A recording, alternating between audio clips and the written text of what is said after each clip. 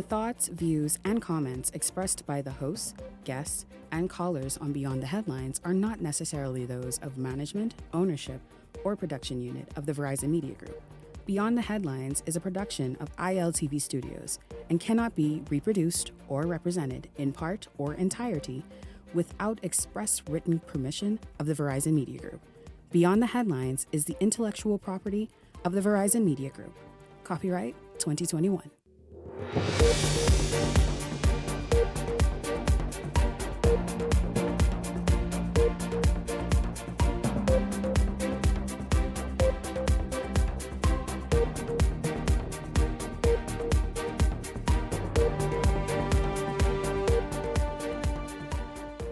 Good evening, I'm Francesca Brown, and welcome to the show.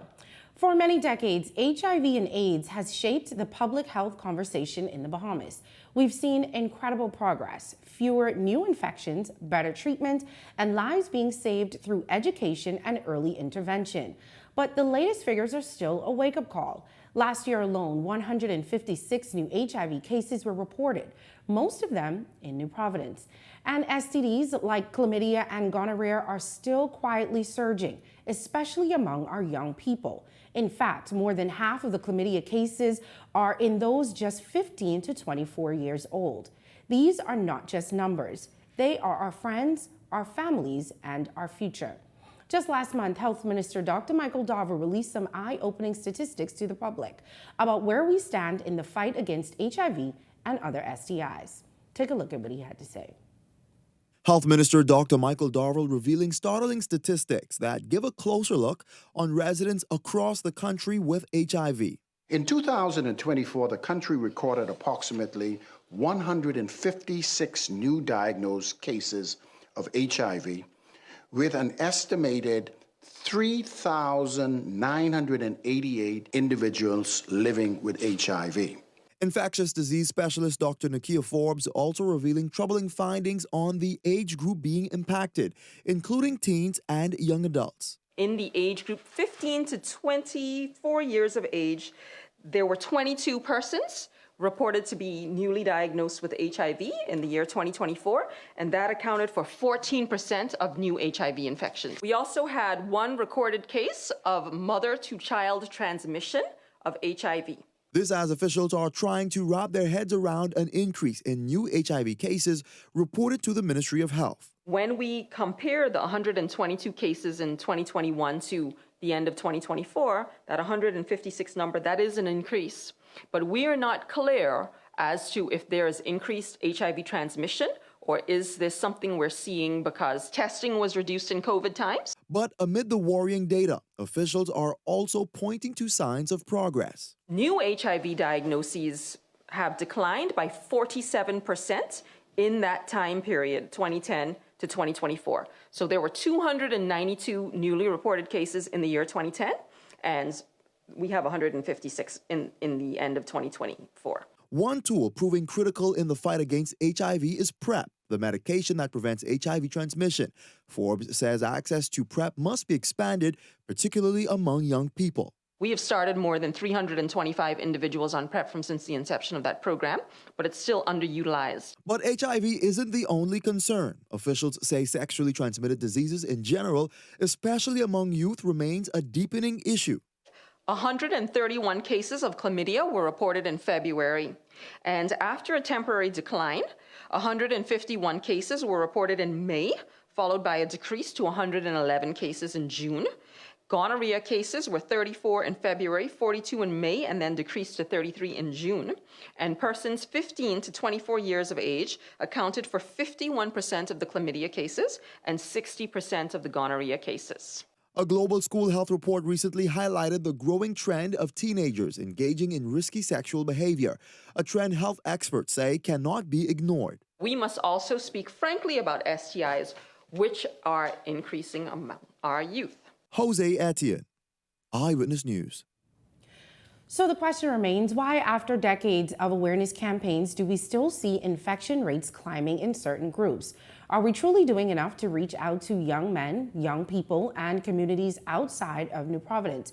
And what more can be done to make prevention tools like PrEP widely available to those who need them the most?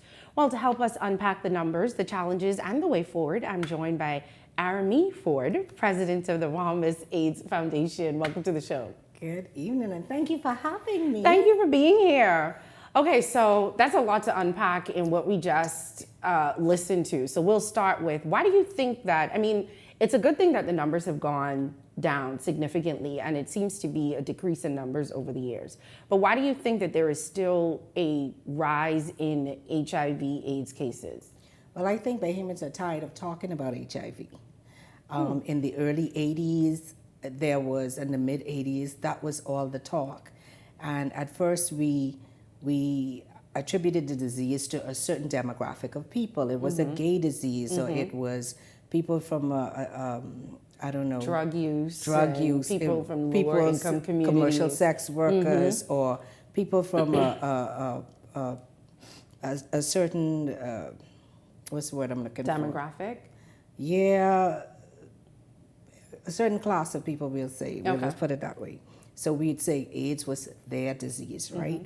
And then heterosexual people started to become infected, and married people, and people who we would never attribute the disease to. Soccer moms became infected with HIV, and so it became everybody's problem, and we all got involved, and then there was a lot more energy put behind finding a cure, treatment for the disease. And then we've done so much good work over the years. We've been doing tremendously well. This country is light years ahead of most countries in the region. You know, the Bahamas, we've had only one baby born with HIV in the last, I don't know, I think about 7 or 8 years. And because if a woman presents for care, if she's pregnant, she's tested, and once she's tested, if she's found positive, she's placed on medication and the baby's born negative. That is huge for our country, because in years gone by, we had babies being born positive, right? So we've had tremendous advancement and progress, and people just don't want to talk about it anymore. It's a very uncomfortable conversation to have, and I feel, I'm going to say this early in our conversation. Oh, God. People don't like me to say this, but I feel Bahamians I feel like we're very promiscuous people. We are promiscuous people. But we're very secretive about what we do, because we're also very religious, and we don't want anyone to know. And so we don't want to talk about it. We don't want to address it. No one wants to face the issue head on. And so, you know, the fact that we've been doing better gave a lot of us permission to relax, not take it as serious. But I mean, our family dynamics kind of shows the kind of promiscuity that goes on in our country. Everybody understands what I mean when I say, this is my sister's cousin. This is my brother's sister. Or when somebody asks you, how many siblings do you have? You'd be like, well, I have 3 at home and 4 outside. On my mommy's side and this on this side. So which suggests that there's some behavior outside of the sanctity of marriage, right? And we know that it happens. We make jokes about it, and it's very much accepted in our community, in our culture.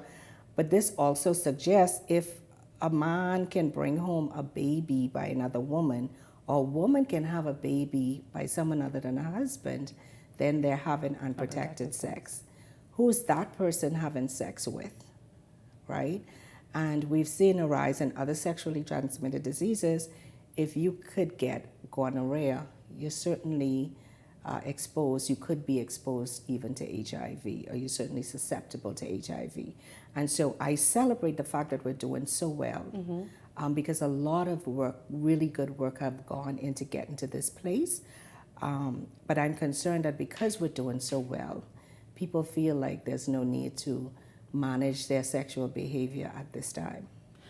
There was also a rise in STIs among young people. The conversation that we had was among, married people, so I guess people in their 30s, 40s, 50s. Why do you think STIs have risen in people. I think it was like 15 to 25. Yeah, so which is very concerning. And that's because, first of all, at that age, you don't really know much about it. You're just trying to figure it out, right? Perhaps you're feeling as if, I'm a virgin or I'm inexperienced. This person is also inexperienced. We're both safe. That is not the case. We just spoke about people who were born with HIV. So you could be a HIV positive virgin. So the fact that someone has never had a sexual encounter before does not mean that they are HIV negative, right? Hopefully they're on medication and they're virally suppressed. And so I think, and when you're young and you don't understand the consequences, the impact of this type of behavior, you tend to just throw caution to the wind and just live your life free and open, not considering the impact of the things, the choices that you make. So I'm very concerned about that. I work with a myriad of very young people. The company that I work for really celebrate youth and, a vibrant, intelligent, creative input, right? So I work with a lot of very young people. Most of them are educated as high as master's degree. And when I have conversations in my office, many of them don't know what PrEP and PEP is. And that frightens me. Okay, so before we go to PrEP, let me swing back to something that you said, back to the young people conversation, and maybe it's even with the older generation too.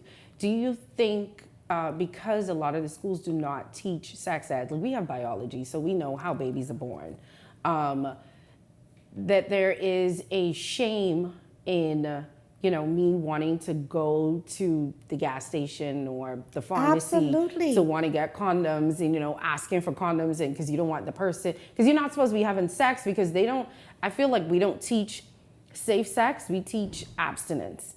And so because people, correct, there's a shame with it. Yeah, of course, be abstinent. We would like to teach that. But the fact is, young people are having sex. And so we need to teach them how to protect themselves should they choose to have some sexual contact with somebody. When I was in high school, we always said the good girls got pregnant. Why did the good girls get pregnant?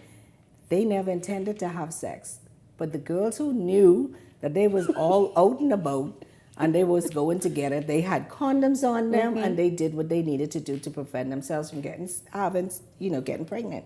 And so what we're doing is many people are not admitting to what they're doing, and so they're not protecting themselves. And I would say to the public, even if you don't want to admit to your best friend or anybody that you like to freak in a certain way, speak to your healthcare provider. Right? Speak to your healthcare provider, because there are many people in this country. Let's just call it what it is. There are many. We're very homophobic as a community. We're very religious. I love the Lord. I'm a Christian, and we're very, very religious, and we're very homophobic, and there are a lot of little boys in this country who identify as gay, and they have been separated from their families, ostracized, disenfranchised. They're thrown out from home. They can't find a job. The parents stop paying the school fees. They're out on the streets. What are they doing? They're selling themselves. They're selling themselves in order to eat. They have to live. They have to eat. They have to find somewhere to sleep. And there are men in this country, and we don't talk about it, who have an appetite for bodies other than of the female body. These men can be married. They can be married with children, but they have an appetite for something else. And we're not having those conversations, and people are not protecting themselves. And if a man can come home with a child, have a child outside, that suggests that he put his wife at risk. If a woman could go and get pregnant for a man other than her husband or her significant partner, that suggests that she put that person at risk. And we're not having those conversations. Do you think it's because of the religious aspect of it, Absolutely. or just because of the fear of being ostracized? Because all of it. So all of those are components. We are very judgmental. We're very religious. We are very homophobic, and people. And I think the reason why, particularly patients, and at the Bahamas AIDS Foundation, we really work to protect their rights and advocate for them and make sure that they have access to care and just basic human dignity. And even today, although we've done amazing work in getting to where we are in the fight against HIV and AIDS, stigma and discrimination is still a big thing in this country. So people are very secretive about their HIV status. And, you know, I've even heard years ago, a student say, you know, she's in school and she wouldn't tell her best friend about her status because of fear. How early do you think we should encourage testing? And do you think, especially, you know, we're talking about it starting with kids and 15-year-olds, so those are high school students. Do you think that we should have better sex education in the schools? Maybe, and I know people will probably get mad at this, providing condoms from guidance counselors or letting people know where they can go so they don't have to be ashamed or not want to protect themselves because they are afraid of the stigma that will come from having to purchase. Absolutely. I think we should, with my son, I started to have those conversations with him, maybe when he was 12 or 13. Sex conversations? Yes, absolutely. Because I guess it depends on the child. And when you determine, you know, no child is born with a manual. Mm-hmm. So you determine as they grow and develop where they are. But I've been working with the Bahamas AIDS Foundation for some 16 years, I'd like to say. And for a very long time, we had an outreach after school program where we worked closely with children that were born infected and affected with HIV. And so I knew from a very early age, from his early age, that there were children that looked like him and were healthy, but were positive, right? And so I needed to have the conversation with him to say, listen, I would prefer you not do this. I prefer you not take this route. Mm-hmm. I prefer you focus on school. Of course, you don't want them and let your first experience be someone you love, and you're an adult and you're mature enough to handle everything that comes along with sexual encounters. But if you choose to do this, this is how I would ask that you go about it, because you have to protect yourself. And I think that should come from the parents. Okay. But there are many parents out there who are in denial, and sometimes that manifests itself when the child becomes pregnant or positive with gonorrhea. If it's gonorrhea, syphilis, we're grateful, but sometimes it could be something like herpes or HIV. So it's important that we are honest about who we are as a people, and honest with each other, and have the real hard conversations. So we've done amazing work, and I celebrate that. But I'm so afraid that so many people are saying, AIDS is not an issue anymore. You know, I could just do what I want. Mm-hmm. And then we find ourselves with, like last year, 156 new HIV diagnoses. That's up from the year before. And I feel like we really do. And there are many people in this country who are hesitant to be tested. We can talk about that after the break too, about testing, where we could go to get tested and all of that. But I just want to touch on how important it is, you know, even if you don't want, because I know a lot of people wouldn't want it in the schools with people teaching their children about sex, because they're saying that it's promoting sex, which it's not. I mean, of course you want your kids to be abstinent, of course you want them to wait, but you also have to be realistic in this world that we live in. How important it is to have these conversations, because I think more parents also have the conversations with their sons and are more comfortable with having the sex talk with their sons than their daughters. And even with the daughter sex talk, it's more like, don't get pregnant, not make sure that you are also protected. I just thought about something as you were speaking. We should be more prepared to have those conversations with our children as young as we can, when we think they're prepared, age-appropriate conversations as they grow, because all of these children are internet savvy. Oh, yeah. And all of the information is out there on the internet. My son laughed at me one day when I told him there was a school for typing. He thought that, I remember this. He thought I that was remember the the name funniest of the thing. school Like, too. I remember that school. But people went to school to learn how to type. Yes, people went to school to learn how to type. And I went to school to learn how to write cursive. Many young people don't know how to write properly. I prefer for you to send me an email than send me a handwritten note because I We don't do it anymore. So we're in a different age, and just by the click of a button or going online, the laptops there, iPads, the phones, these children are exposed to so much. I prefer to be the person to give them that information. Then they get it from the internet. Yes, absolutely. All right, we're going to take a break right there. Stay tuned. We'll have more of this conversation when we come back.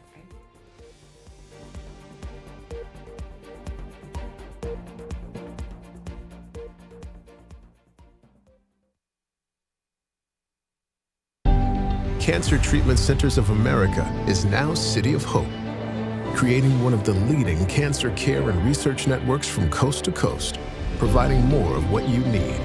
More locations means more care closer to home. More specialists means more expertise.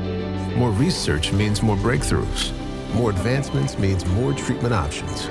And more options means more hope. Call now to get more of the care you need. Carrie's Fabric and Uniform Store wants to get you ready for back to school. They have ready-made uniforms and uniform fabrics for almost every school in the Bahamas. At Carrie's, find skirts, blouses, shirts, jumpers, boy shorts and long pants, neckties, socks, and more. You can even have your uniform skirts custom made. Check out our selection of embroidered cotton shirts. That's Carrie's Fabric and Uniform Store on Mackey Street. Call us at 393-0758 or 817-0758. Pain hits fast, so get relief fast. Only Tylenol Rapid Release Gels have laser-drilled holes. They release medicine fast for fast pain relief. And now, get max strength topical pain relief precisely where you need it with Tylenol Precise. I can clean your teeth, but I can't wash your whole mouth. Yes, we're toothbrushes, not mouth brushes. Listerine works with brushing to deliver 5 times more cleaning power, plus it contains clinically proven essential oils. For whole mouth health, Listerine. Wash your mouth. Things may be tough, but Wendy's got you covered. Grab a day single or chicken sandwich with a junior fries and 16-ounce beverage for just $6.95. Why choose less from the other guys when you can get more? At Wendy's, we're providing bigger bites and better deals. So purchase your Tings Tough Value Meal today. Now available at all locations excluding the airport and food truck. Shop early to get your uniforms and catch Janae's Uniform Center's buy 4 get 1 free sale. Pre-monogrammed and regular school shirts, dry fit and cotton polos, jumpers, skirts, boys long and short pants, PE shorts, underclothes, tights, socks, neckties, belts, sleeping mats, hair accessories, and character work desk. Get 50% off backpacks, lunch bags, and raincoats. Buy 4 school shirts, get 1 free. Buy 2 skirts, jumpers, or pants, get the third 50% off. Need embroidery and monogramming done? Visit Janae's Uniform Center early. Beat the back to school rush. Janae's Chesapeake Road back to school special.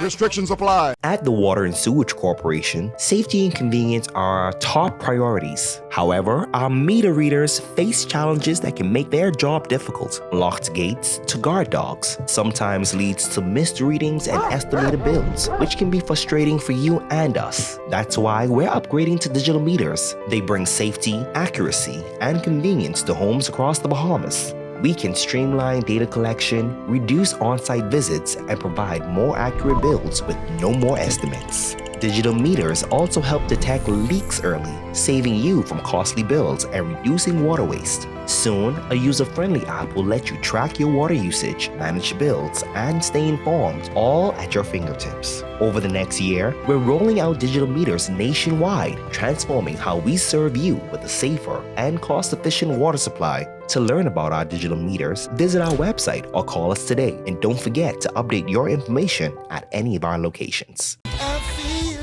good when you're wrapped up in my arms, dancing to a reggae song. Feel good, feel good. I feel good, cause your perfume isn't loud, and only I can talk about. Feel good, feel good. You feel like velvet rubbing over my skin.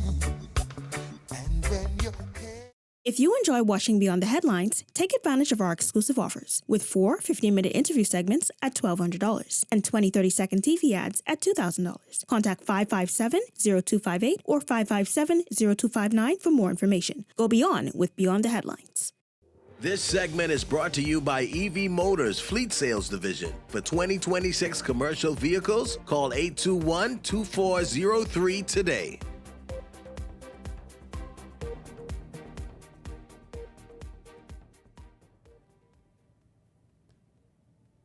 Welcome back to the show. If you're just joining us, we're having a conversation about HIV/AIDS in the Bahamas, the stats, what we can do to prevent it, what we can do to protect ourselves. And of course, I'm still sitting here with Aaron Ford, president of the Bahamas AIDS Foundation. And I think we left off talking about parents being able to talk to their kids about sex and about protecting themselves. But there was something that you talked about earlier that I want to touch on, and it was about PrEP. And a lot of people don't know what PrEP is. So before we dive into that conversation, I think we should explain what PrEP is. So PrEP is pre-exposure prophylaxis. And what it is a medication that a patient can take. It's available here in the Bahamas. Okay.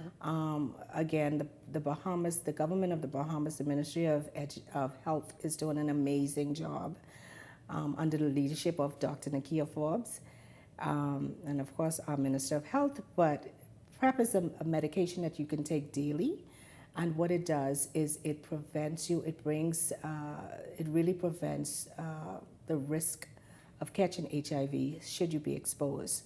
Now, candidates that are that will be given PrEP, you can go and speak to your primary physician about your sexual behavior, but these would be people who are commercial sex workers, people who may have multiple sexual partners, people who are inconsistent in using condoms, people who, for whatever reason, like drug users, who are exposed to the risk of catching HIV, they can go on PrEP.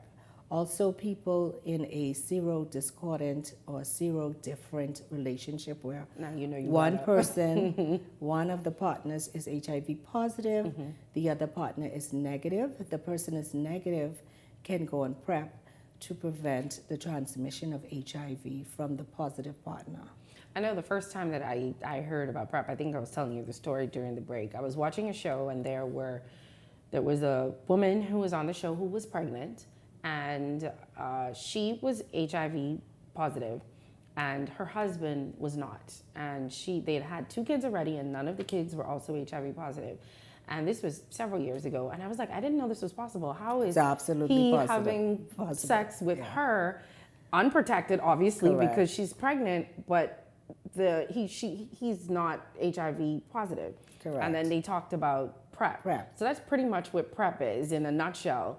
Somebody who is HIV positive can have sex with someone who is not HIV positive, unprotected, if they are on PrEP, and the disease will not be transmitted. The infection will not be transmitted. It's effective up to 99%, and so, I mean, we get pretty good odds if you're on PrEP.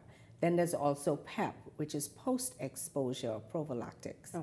And that is if you feel you've been exposed to HIV, you can go and see a doctor. So if you've been sexually assaulted, and we've seen a lot of that in this country recently, you can go and get on PEP in order to prevent developing disease. Or if you was with someone and the condom broke or something happened and you feel you may have been exposed, you need to get on the medication within 72 hours. I was going to ask if there was a time frame. Yeah, ideally within 2 hours, but 72 hours, speak to a healthcare provider and get on PEP as soon as possible. You take the medication, I think it's for some 28 days or a little more, but it is very effective if you feel you've been exposed to the disease. But this is something that's readily available. I would have to go to my primary physician, or is there a government facility, clinic that I can go to? And so thank you for that question. You can reach out to us at the Bahamas AIDS Foundation Resource Center at 325-9326, or you can reach out to the HIV AIDS Center at 323-5968. And they will be able to assess you, direct you to resources, get you on the medication. You can get the prescription at the HIV center. You can pick up the prescription there. It's no cost. If you don't want to go to the public service, any public service medical care center, you can reach out to your private physician and have a conversation and let them know you feel that you've been exposed and you need to get on PEP, or you don't know how to stay at home, or you have a certain lifestyle that you're concerned about, and you want to be placed on PrEP. So you get on PrEP and you take it for as long as you're acting crazy, and when you decide to settle down, you have a partner, you're both tested, you're both negative, you're living a healthy life, then you don't have to be in it anymore. Let's talk about the stigma that's associated with it. Because in that same scenario, there was a woman who was positive, and there was a guy who was willing to date her, even though she was positive. They were married, they were having kids, they were living a normal, healthy life. Do you think that we have got to that point in this country where we are comfortable enough to... We haven't. No. I don't think so. I know that at the AIDS Foundation, our work is really to support people who are living with HIV and AIDS. Our ambition is to prevent people from contracting the disease. So we amplify testing, want as many people as possible to get tested to know where they stand and whether or not, they need to be placed on care. But as we work with patients, people say you can live an absolutely healthy life with HIV now. There's been so much amazing advancement in medical care. So you can live a healthy life with HIV. But I don't think you can live a normal life with HIV. I was going to ask, with all the people that you work with, and not to get into their personal lives, but do you see them dating, having relationships, being in healthy, stable relationships? I've seen it. I've seen it in some cases. We do have some people, PLHIV, people living with HIV, with children, and their children are negative, and they are living healthy lives. But having that conversation, if you're a person living with any level of integrity, you should at some point have a conversation if you're dating someone and you think you're going to get to that place where you will have sex. But I do know that there's a lot of people who do not want to have that conversation, and they feel, well, if I just take the medication and I stay viral suppressed, that person is not at risk.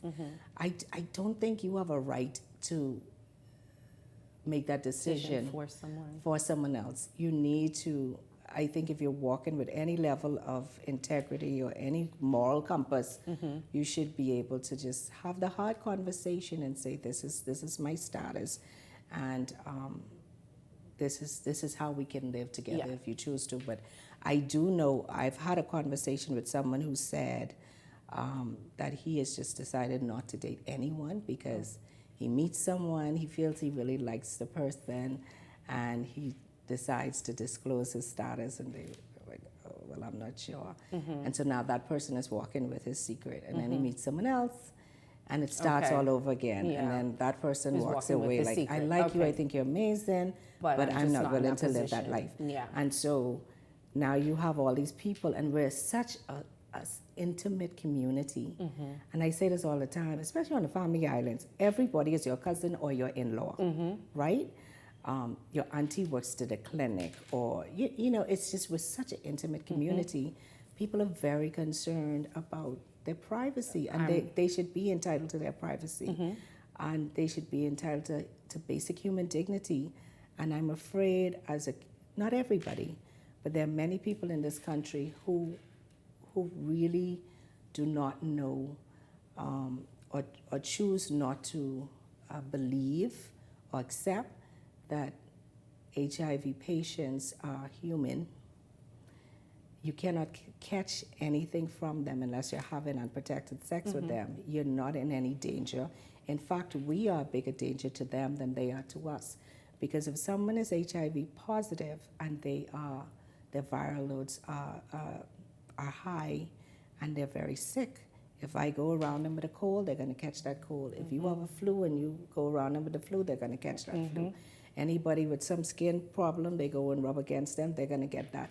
We are a danger to them. They're not a danger to us. So you can hug them, you could love on them, you can show them that, you know, give them that basic human dignity. And that is why we exist, to advocate for these patients, to try and get legislation written in our laws to protect them, to make sure they have access to care, to come on shows like your show and talk about this so that people will understand that you are safe around them. It's okay to treat them like human. And that's why this work became a passion work for me. My sister died from HIV, from advanced HIV. But when my sister contracted the disease, she was very popular, beautiful girl, very popular, had all the friends. And when she got sick, as her health failed, I watched her friendships also fail, you know? And all those friends just left her, and the way people treated her, it just broke my heart. And really, there's no reason for anyone to become HIV positive today and to go through that. The lack of human dignity, the way we strip people of their humanity is deplorable. And as a Christian nation, and as people who call ourselves Christians, we have to do better. We need to do better. You mentioned viral suppressants. Kind of explain to the public. I think I know what it is, but just for people who may not know, and I think there's another term, undetectable. Undetectable. Right. So you can have so HIV, if you're a be PLHIV and you're on viral suppressant medication, antiviral medication, and your viral loads go low to the place where it's undetectable, you at that time when you're undetectable, you can't transmit the disease to someone else. And that's why it's very important that we test, amplify testing. Everybody should go and get tested and know their status. And once you know your status, and if you get on the medication, then that prevents the disease from spreading to another person, right? But also, not to interrupt, but a part of testing, and the reason that I mentioned that too, is because the face of HIV and AIDS has changed over the years. So, back then when and you if were you first can't mentioning, if you can't tell, it used to be, they are going to tell? It used to be sores. It used to be, you could tell by looking at someone, back then. But now people could be walking around completely healthy. You can live a very healthy life with HIV because we've done amazing work with the medication. The government of the Bahamas, again, provides it free of charge to patients. If you're not working, if you don't have the financial means to get private care, you do not have to suffer with HIV. You can get care, and you can get good care free of charge, provided by our government. But people are secretive. They don't want people to know that, and that's the biggest issue. Or they're just not getting tested. They're not getting tested. And then there are some people who are HIV positive. They know that they are positive, but they're not on medication. And you'd say why that is, but some people are in denial. They don't feel as if, okay, that test says I'm positive, but I'm not positive. Some people feel like They could go to the bush and you know, boil up some stuff and they could be fine. So for whatever reason, they're not on medication. And that's also very concerning. But even the medication over the years have changed. It's not the handful full of pills anymore. I remember at one point my sister was taking 13 pills each day. Wow. 13. Now it's just a pill. It depends on you and your doctor, maybe 1-2 pills. I mean, we have a lot of people walking around with diabetes and hypertension, and they're on a pill a day. So it's just, at this point, it's just a chronic disease. You can live a healthy life, absolutely. But the way we treat PLHIV, I don't think you could live a normal life. And so this is why people have to protect their privacy. They have to protect their secret, because once it's disclosed that someone is HIV positive, people they treat you differently. They treat you differently. Yeah. And I saw it with my sister. I saw the way people stripped her of her humanity, and it breaks my heart. It breaks my heart, and we don't have a right. We don't have a right as Christians. We don't have a right. All right. We do have to take a break. When we come back, we're going to talk about testing, where you can go, testing centers, and then we're also going to talk about the Red Ribbon Ball. We'll be back. We'll be back right after this.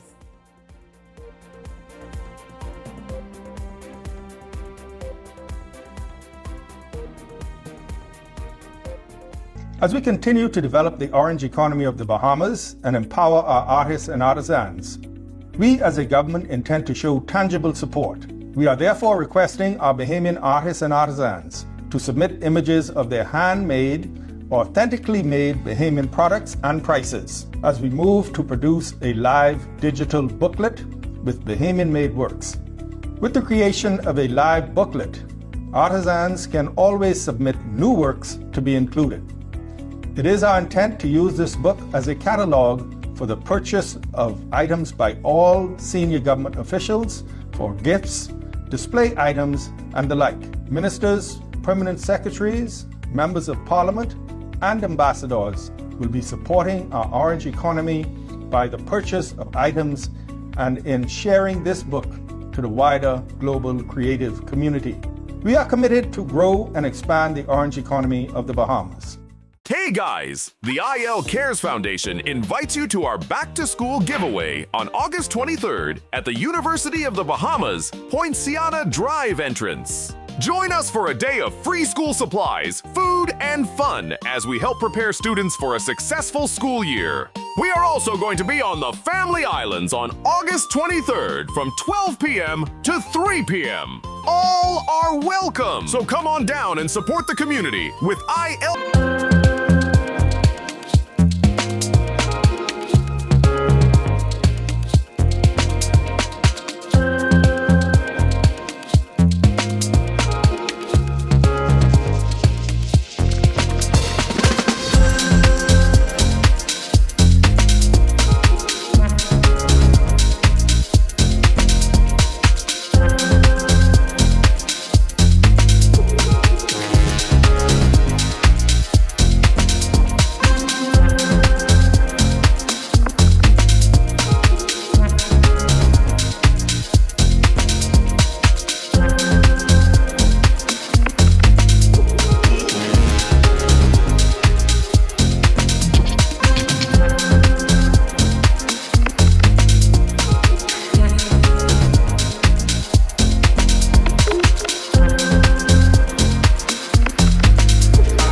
So you want a space, but not just any space. You need something with a little more potential. So how about 1,000 square feet of room to play with? Superb audio and video production capability, digital LED wall, full lighting grid, and about 124 seats to accommodate a full studio audience with so many other features. Make us your home for your next concert, conference, and so much more. Honestly, the possibilities are endless. Here at ILTV Studios, we'd love to bring your next event to life. So what do you say? Do you want our space?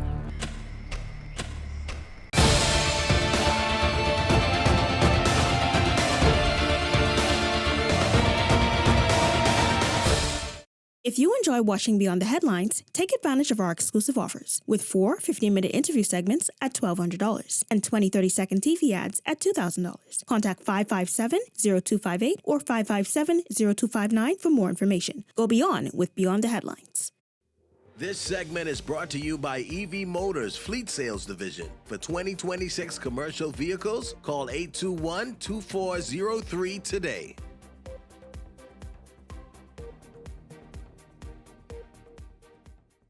Welcome back if you're just joining us.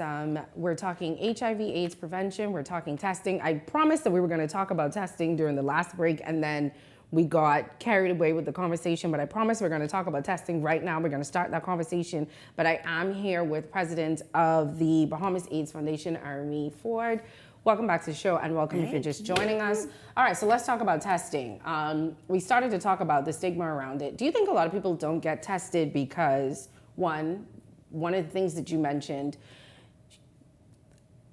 not wanting their business to be out there? Like, I don't really trust you. Like, I know as a doctor, as a nurse, you're not supposed to, right? But let's just say you test me and you know the person that I used to be dating, or you know my brother, or you know this, and you'd be like, I know I ain't supposed to say this, but girl, Sandy been and XYZ. Do you think because we're such a small community that people don't get tested because they are honestly afraid that if they are positive that their business is just going to be out in the streets? Yes, people are concerned about that, but I have to reiterate that at the HIV Center, we have professionals. Those people are dedicated, and they are professional, and they are committed to people's health care and to their secrecy, right? They're committed. So I have no concern about that. At your private doctor's office, the same thing applies. At the Bahamas AIDS Foundation, we work to advocate for patients. We take care of we don't even have a sign up in the front of our building for the very reason that we don't want, if you know who we are, if you call us and you need us, we're there for you. If you don't need us, you don't need to know where we are. So all of the people that work closely with HIV and AIDS in this country are very committed to protecting the dignity, the privacy of patients. And so there's no reason for that concern.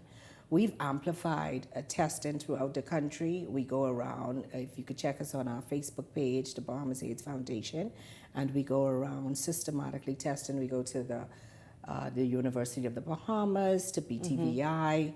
We're in Bailey Park, we're on Rawson Square, we're in Marathon Mall, we're always somewhere testing, right? We advertise that when we do. But again, you could reach out to us at our resource center at 325-9326, and then at the HIV AIDS Center at 323-5968, and you will get a test. And testing has changed too. It's not 3, 4, 5, 6, 7, 8, 9, 10 days of waiting. We could do an oral test and you can get your results within 15 minutes. We are now working to make available home test kits that people could take and test themselves in the privacy of their homes. My concern is if you test positive, you then need to go and get a test by a professional healthcare provider.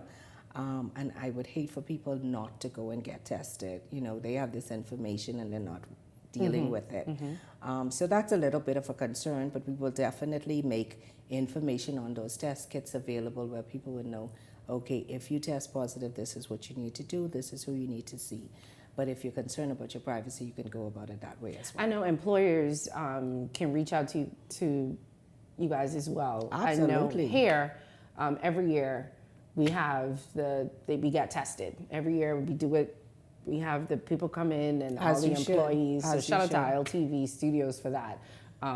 Longest 15 minutes of your life, but it should not be. No, I'm laughing about it, but you just feel so nervous, like it's like but you don't know. It's like I know I'm okay, but like I really don't know, and you still get that feeling and they did it so professionally and so privately, and they had everything blocked off, and you got tested, and then the nurse, they did what I had to do, and then the nurse would call you, and you went in and gave you your results. I mean, I wouldn't want to find out in the middle of my workday if that was it, but you know. That is not funny, but I get it. Yeah, you know, you don't want to find out in the middle of your workday, but it was very professionally done.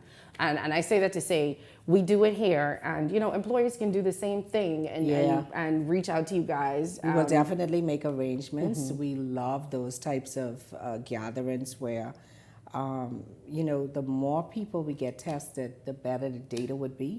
And the quicker, if someone is positive, the quicker you are tested and found to be positive, the quicker you could get on medication, the healthier your life will be. Okay. But sometimes, usually, what we're seeing is, what did we say? Most of the positive diagnoses last year were men, and usually they're tested when they're really sick, and then they're presented to the medical facility for care, and you know, you check out all these diagnoses, and then you test and you find they're HIV positive, and that's because they wasn't tested, you know, and they're waiting until they're like really, really sick, and then you find out they're sick. How often should someone be tested? And you know, I don't want to insult anyone, but even as married women and married men, you should also still be getting tested. That should be on that couple. Hopefully hopefully they're, you know, faithful to each other and there's no need for testing. I think people should, when they get their annual exams and their annual testing, once a year get tested, along with the diabetes and with everything blood else. Sugar and all the other things, you know, thyroid, all the other things. Throw HIV and other STDs in there as well. Because some of these sexually transmitted disease can sit dormant for a while. So if there's something wrong with your body, shouldn't you want to know so that you can take care of yourself? I mean, you can live a healthy life with HIV. And you mentioned testing. So what if somebody's saying, oh, I don't have money, I don't want to find out because I don't have the money for it, or medication I can't afford the medication. Yeah, no, it's free. Just let the people know that it's free. Medication is free. The government of the Bahamas provides medication to all PLHIV for free. And testing is free. Once you're on medication, you will have to see the doctor every few months to test and see where your viral loads are to make sure that you're staying healthy. And those visits are free? Those visits are free. Okay. Same applies to someone if they're diabetic or if they have high blood sugar. The same applies, right? I'm asthmatic and I go to the doctor every 3 months. Just to make sure that you're okay. You know, because every now and then if I'm acting crazy out in the draft, I don't know. But even the PrEP and the PEP? PrEP and PEP, yeah, absolutely. Are also free? They're free, but you need to see your doctor.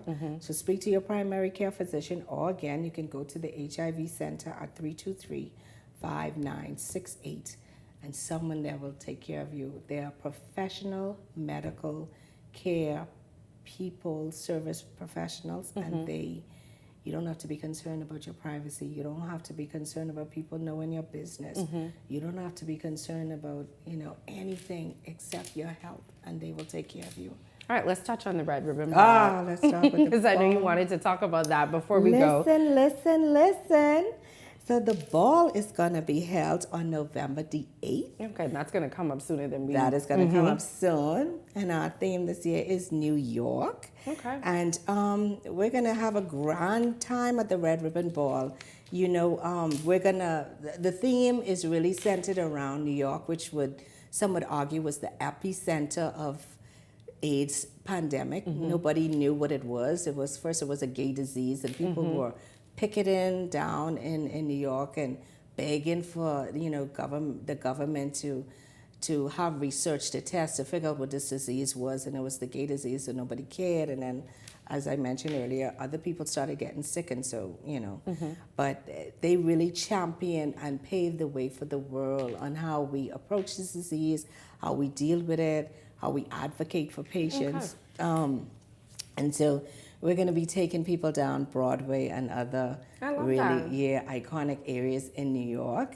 And so our grand prize at the ball will be a trip to Napa Valley. We're going to be serving wines. Commonwealth Brewery has kindly donated wines for the ball, and the people, the wines that we serve at the ball, the grand prize winner will have a trip to that vineyard to have a in-vineyard tasting of those wines. For those who may not know, just what is the Red Ribbon Ball like? So the Red Ribbon Ball is the major fundraiser for the Bahamas AIDS Foundation. We need, for the patients we care for, our testing, educational programs, advocacy, all of the things that we do, we need about $210,000 a year. Wow. And the Red Ribbon Ball is our major fundraiser that would fund the fuel the money that we need. And so it's a really great event. It's a gala event. It's a black tie event. I know we love a good dress up event. And it's a real party though. You know, some events are just really stuffy. The Red Ribbon Ball isn't like that. This is a real party affair. And it's just going to be a great event. A lot of animation around the room. It's not a stuffy ball full of speeches. It's a real party time. It's a great cause. We still care for a lot of patients. For many years, we worked with an outreach program with children, little children. These children are now adults. They're adults and adolescents. They have children of their own. So we do support them by extension in a limited way because many of them are working, they're living healthy, productive lives. But we do still care for many patients. And the biggest job for us right now is to prevent new infections. I am heartbroken every time I hear of someone being diagnosed as HIV positive because it's unnecessary. We've just spent a lot of time just now talking about PrEP and PEP and how people just need to be honest about the lives that they're living and protect themselves and their partners. So it's just very important to us that we ensure people understand HIV is not a death diagnosis like it used to be. You can live a healthy life with HIV. And if you're negative, you can prevent contracting the disease. If you take care, you're responsible for your health care. So you don't need to sit around and wait for your partner to go and get tested and say, oh, they negative, that mean like that. But you know, I was going to say, people do that. There's no, like, well, I don't need you're to get responsible tested for your own health, right? And you're even responsible to say, listen, I see you've been making some questionable moves recently. I'm going to request that we use condoms moving forward until we're both tested. I need to know what you're doing. You have to care for yourself. You have to take care of your health. Because what happens if you go to the doctor and you find out you're positive and you didn't have to be? So we exist to support programs that support patients. We exist to make sure that we take the word out there, education and advocacy, testing programs, and just really lift up the lives of people living with HIV, making sure they have access to care and they're living healthy lives. Now, I know the ball is all the way in November, but I guess all the way in November. No, I'm just saying, I don't know if tickets are available now. So we just went, had our spread, our announcement of the ball in the dailies, and tickets will be available within another 2 weeks. We will have tickets available. You could call us at the Bahamas AIDS Foundation at 325-9326 and arrange for tickets. We sell tables of 10. Most corporate companies, they'll buy a table of 10 and give it to their staff. That's the easiest way to sell tickets. But if you are an individual and you want an individual ticket, we can sell individual tickets. So we sell to couples and we partner people at tables and you may meet a new friend.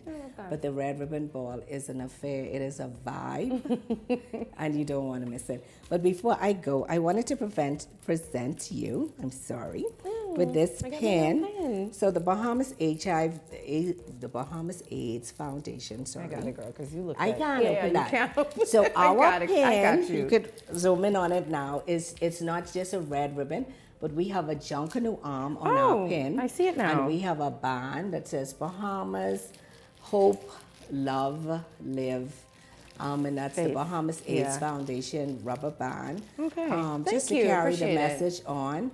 But we have a Junkanoo arm to our ribbon, so you know. I noticed it's very cute. Yeah, so that's the Bahamas ribbon. Thanks so much. And I thank you for having me. Thank you. Today. I'll let you have the last word because they play the music. That means you know it's time for us to get out. But I'll let you have the last word. Anything that you want the Bahamas public AIDS to know. Foundation is a non-profit organization that fights against HIV and AIDS in the Bahamas through education, support services, advocacy.